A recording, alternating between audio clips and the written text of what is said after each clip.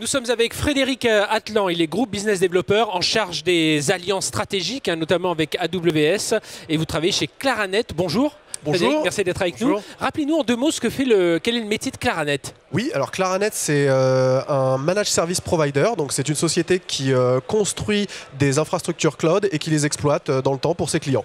Alors vous étiez auparavant dans une startup qui s'appelait Morea, qui a été rachetée par Claranet. Alors expliquez-nous ce que faisait Morea en deux mots et pourquoi Claranet s'est intéressé à Morea et qu'est-ce que ça représente pour eux.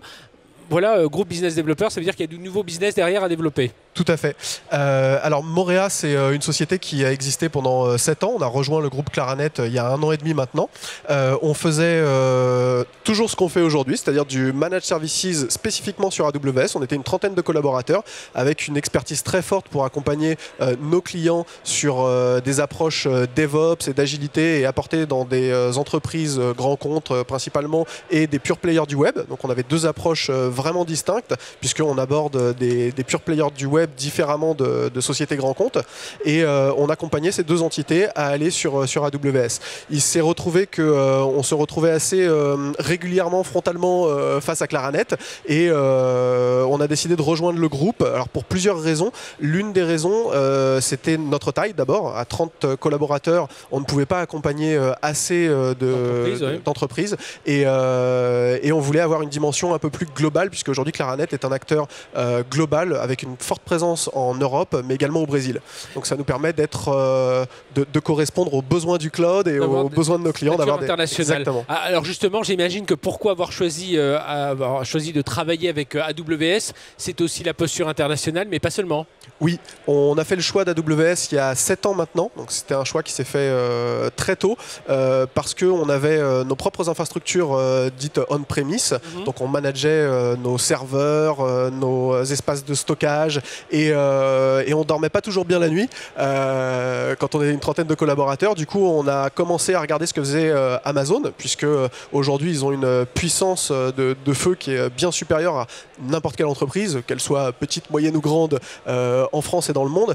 Et aujourd'hui, on est plus sécurisé à avoir nos infrastructures sur ce socle-là. Donc c'est comme ça qu'on a commencé à aller sur AWS. C'était pour s'affranchir finalement des contraintes du quotidien sur nos propres infrastructures. D'accord. Et donc aujourd'hui, c'est un partenaire stratégique.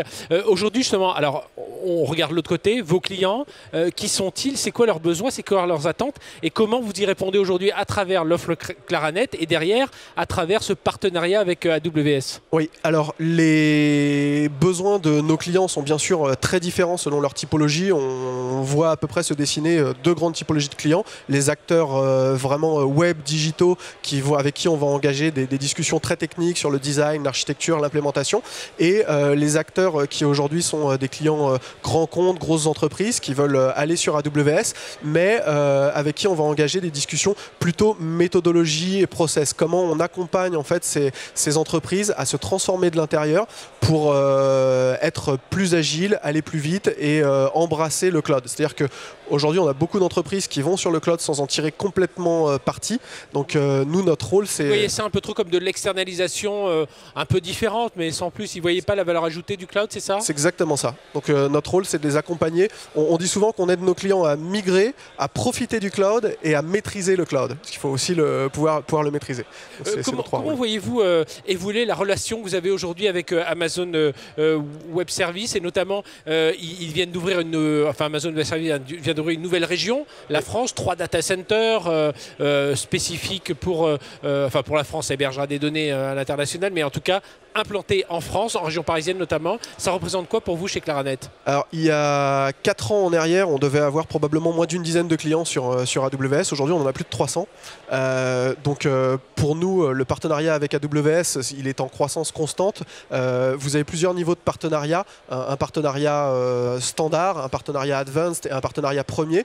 Aujourd'hui, on a fait les 2 premiers échelons de façon assez naturelle et on s'est fait un peu violence pour aller sur le niveau de partenariat premier qui est très exigeant. On nous demande de passer des audits, des certifications. Mais pour autant, on a compris l'intérêt de ces audits et de ces certifications. Et aujourd'hui, c'est vraiment un process qui nous a tiré vers le haut en interne, à acquérir plus d'expérience, de connaissances, à mieux documenter, à partager les méthodologies également d'AWS, qui viennent pour beaucoup de leurs propres clients. Donc comment l'ensemble des clients AWS migrent sur le cloud. Et nous, derrière, on peut s'approprier toute cette matière et la rediffuser à nos propres clients. Donc pour nous, la continuité dans ce partenariat est logique et en même temps à forte valeur. Eh bien, merci Frédéric Atlan, je le rappelle, vous êtes groupe business développeur en charge des alliances stratégiques chez Claranet. Merci d'avoir été avec nous. Merci.